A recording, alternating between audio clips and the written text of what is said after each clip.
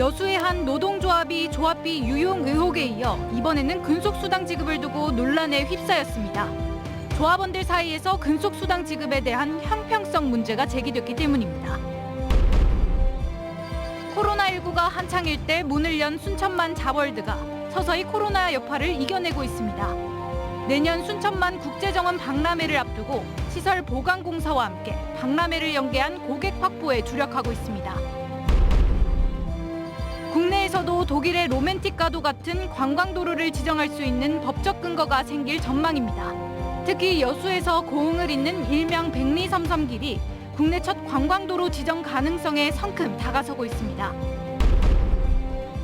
여수 거문도가 전국에서 유일하게 올해 문화재청의 근대역사 문화공간 활성화 사업 대상지로 선정됐습니다. 여수시는 조만간 거문도를 국가등록문화재로 등록한다는 구상입니다. 안녕하십니까. 화요일 밤 여수 MBC 뉴스데스크입니다. 어제 뉴스에서 여수의 한 노동조합이 조합 간부의 개인 소송에 조합비를 지출해 논란이 되고 있다는 내용 보도해드렸는데요. 이번에는 근속수당이 도마 위에 올랐습니다. 근속수당을 누구는 받고 누구는 안 받다 보니 일부 조합원들 사이에서 형평성 문제가 제기되고 있습니다. 김단비 기자입니다. 여수의 한 노동조합은 지난 2018년 근속수당 제도를 만들었습니다. 4년 6개월 이상 근무한 조합원 중에 부장의 추천을 받아 인사위원회 위원의 과반수 동의를 얻으면 근속수당을 지급한다는 겁니다. 지급 규모는 월급의 7에서 10%, 인력 유출 방지와 공로 보상 취지에서 도입됐습니다. 이 근속수당 지급을 놓고 일부 조합원들 사이에서 형평성 논란이 제기되고 있습니다.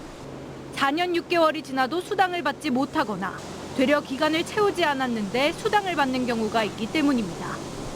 객관적인 평가 기준이 없고 인사위원회 위원 3분의 1을 위원장이 임명한다는 것도 문제라고 지적합니다.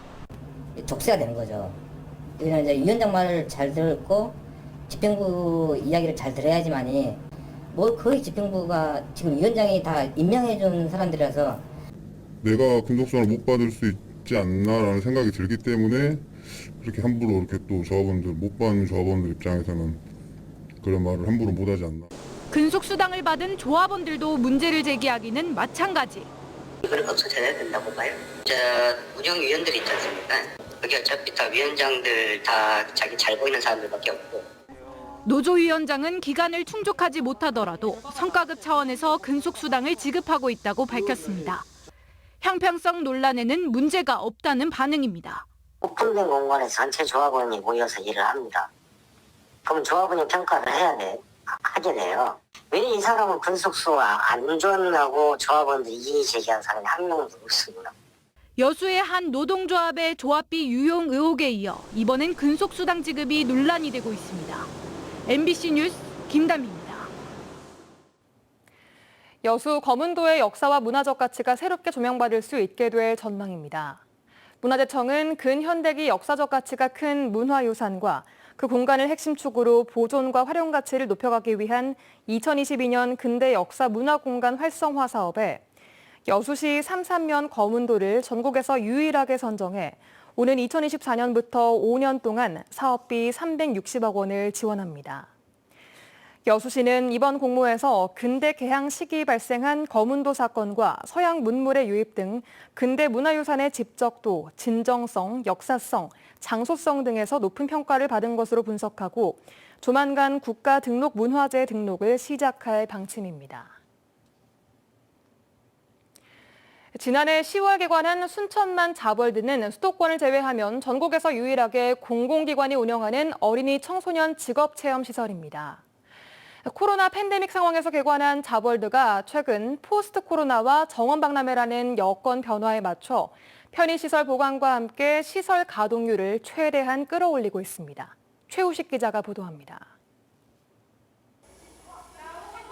화재가 발생하자 어린이 소방대원들이 출동해 진화에 나섭니다. 어린이 카레이서들은 완벽한 코너링을 선보입니다. 능숙한 실력으로 드론을 조종해 공중장애물을 통과하고 정해진 위치에 착륙시킵니다. 뷰티 체험 코너는 꼬마 숙녀들에게 늘 인기입니다. 아이들도 부모들도 만족도가 높습니다.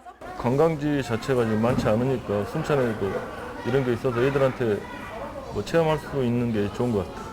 어린이들이 놀이 위주라면 청소년들은 좀 더 진지한 모습입니다. 요즘 인기 있는 웹툰 제작, 그리고 심폐소생술 체험도 장래 직업과 연계해 인기 있는 코너입니다. 여기에서 이걸 한 번을 더 배워서 이제 만약에 막 길가나 이런 일반 상황에서 이렇게 쓰러져 있는 사람을 발견할 때 저는 생각 없이 바로 나갈 수 있을 것 같습니다. 고용노동부 공모 사업으로 487억 원이 투자돼 지난해 10월에 문을 연 순천만 자월드. 비수도권에서는 유일한 시설로 지난해에는 3만 5천여 명, 올해 들어서는 4만여 명이 이곳에서 60여 개 직업체험 프로그램을 이용했습니다. 하지만 코로나19 상황에서 문을 연 탓에 단체 예약 취소가 크게 늘면서 정상 운영에 어려움이 많았고, 식음료 코너는 다음 달에야 문을 여는 등 아직까지 시설 보강 공사도 진행 중입니다. 다행히 코로나19가 진정 국면이고 내년에 열릴 국제정원 박람회가 호재가 되고 있습니다. 정원 박람회 연계 준비를 하고 있고요. 그래서 타 지역 청소년들 수학여행에도 저희가 연계를 해서 저희 순천 또 전남뿐만 아니라 타 지역 청소년들도 저희 쪽으로 와서 직업 체험을 할 수 있고. 순천만의 또 다른 콘텐츠 자볼드가 포스트 코로나와 내년 정원 박람회의 개막에 맞춰 더욱 완벽해진 모습으로 제2의 개관을 준비하고 있습니다. MBC 뉴스 최우식입니다. 순천시와 재단법인 정원박람회 조직위원회가 내년 국제정원박람회 성공 개최를 위해 협업 체계를 더욱 강화하고 적극 협력하기로 했습니다. 순천시와 조직위는 오늘 국제정원박람회 협업회의를 갖고 박람회장 조성과 800만 관람객 유치, 품격 높은 관람객 맞이 등 각 분야별 주요 사업의 추진 현황을 공유한 데 이어 순천시 연관사업 추진부서 협업 상황에 대해서 토론했습니다. 주요 협업 내용은 대한민국 대표 저류지 정원 모델 조성 방안과 전략적 홍보를 통한 관람객 유치 방안, 박람회장 접근성 제고를 위한 도로교통 종합 대책, 체류형 생태 정원 관광과 정원 후방 산업 육성 등입니다. 코로나19 백신을 맞고도 항체가 잘 형성되지 않는 중증 면역 저하자 등을 위해 전남에서도 예방용 항체 주사제인 이부실드 투약이 시작됐습니다. 투약 의료기관으로 지정된 곳은 순천 성가롤로 병원과 목포 중앙병원, 화순 전남대병원 등 모두 20곳이며 의료진과의 상담을 거쳐 전액 무상으로 처방받을 수 있습니다. 지방의회가 의원들이 겸직, 이른바 투잡을 뛰고 있는지 여부를 제대로 공개하지 않고 있습니다. 선출직 공직자의 겸직 현황을 투명하게 공개하라는 규정이 형식에 그치고 있습니다. 양현승 기자가 취재했습니다. 목포시의회 홈페이지에서 의원 겸직 현황을 검색했습니다. 준비 중이라는 안내만 뜰 뿐입니다. 목포시의회 의원 윤리강령은 임기를 시작한 뒤 한 달 안에 겸직 여부를 신고하도록 하고 내용도 공개하도록 규정하고 있습니다. 갓 임기를 시작한 지방의원의 겸직 현황 공개를 완료한 건 여수시의회, 해남군의회 등 일부에 그치고 있습니다. 1년에 한 번씩 그 홈페이지에다가 공개를 하도록 돼 있어서 정리되는 대로 그냥 올렸거든요. 전남도의회는 의회 사무처가 내부적으로 도의원 전원의 겸직 신고서를 받아놓고만 있을 뿐 애당초 자체 윤리강령 조례에 겸직 신고 공개 계획조차 담지 않았습니다. 1년에 한 차례 이상 홈페이지 등에 게시하거나 별도의 조례로 정한 방식에 따라 공개하라는 상위법이 무색합니다. 업무 추진비 내역 공개 자료 사이에 겸직 현황을 끼워뒀고 그나마도 작년 7월 자료가 끝입니다. 광역의회인 충북도의회가 8월 기준 겸직 현황을 게시하고 일부 시군의회가 겸직 현황을 상시 공개하는 체계를 구축한 것과 대조적입니다. 지방의원이 투잡을 뛰고 있는지, 의원 이외의 신분으로 급여를 받고 있는지 여부를 시민들이 확인할 방법이 없습니다. 지방의 비리가 사실은 겸직 부분에서도 발현된다고 해서 과언이 아닌데 이걸 공개를 안 하고 있는 건 큰 문제죠. 행정안전부는 지난 6월 의정활동 정보공개 지침을 통해 겸직 현황 공개 등 지방의회 투명성을 높이겠다고 선언한 상태. 이해 충돌 방지, 주민 알 권리 보장을 위한 노력은 미흡하고 인사권 독립 등 지방의회의 권한만 커졌습니다. MBC 뉴스 양혜승입니다.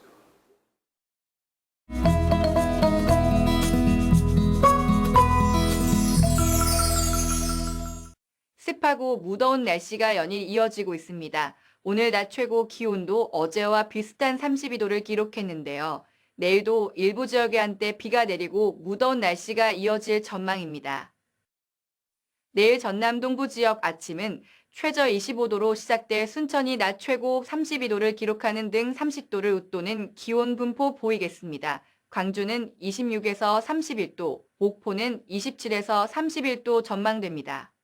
해상의 파도는 최대 2m까지 일겠고 바람은 초속 6m에서 12m 사이 예상됩니다.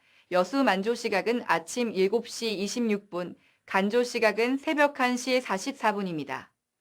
이번 주는 비가 내렸다 그치기를 반복하면서 흐린 날씨가 이어지겠습니다. 오늘도 어김없이 열대야가 나타날 것으로 보입니다. 온열 질환 유의하셔야겠습니다. 지금까지 AI 날씨였습니다. 민주당 주철현 의원이 국내 해안 관광 산업의 체계적인 발전과 지원 정책 수립 근거를 마련하기 위한 관련 법안을 대표 발의했습니다. 더불어민주당 주철현 의원이 대표 발의한 해양관광진흥법안은 해양수산부 장관이 해양관광진흥에 관한 기본계획을 5년마다 수립 시행하도록 하고 시도지사가 지역 실정에 맞는 해양관광 콘텐츠 개발 등 정책 추진이 가능한 해양관광을 활성화하고 지원하기 위한 내용들을 포함하고 있습니다. 현재 국내에는 해양관광 정책을 총괄하는 직접적인 근거 법률이 없어 해양관광의 체계적인 관리와 해양관광 산업 활성화의 한계를 드러내고 있습니다. 여수 해양경찰서가 안전정보를 신속하게 제공하는 알림톡 서비스를 시행하고 있습니다. 여수 해경은 카카오 기반 알림톡인 알리네를 자체 개발하고 풍랑 예비특보 등 각종 안전정보를 제공하고 있다고 밝혔습니다. 알림톡은 한 건당 최대 1000자까지 전송할 수 있어 정확한 전달이 가능하고 기존 문자 메시지 대비 최대 90%의 예산을 절감할 수 있다는 장점이 있습니다. 자신의 집에 함께 살던 어머니를 살해한 혐의로 재판에 넘겨진 40대 남성에게 검찰이 징역 25년을 구형했습니다. 검찰은 오늘 광주지방법원 순천지원에서 열린 결심 공판에서 지난 4월 어머니를 흉기로 살해한 40대에게 징역 25년을 선고해달라고 재판부에 요청했습니다.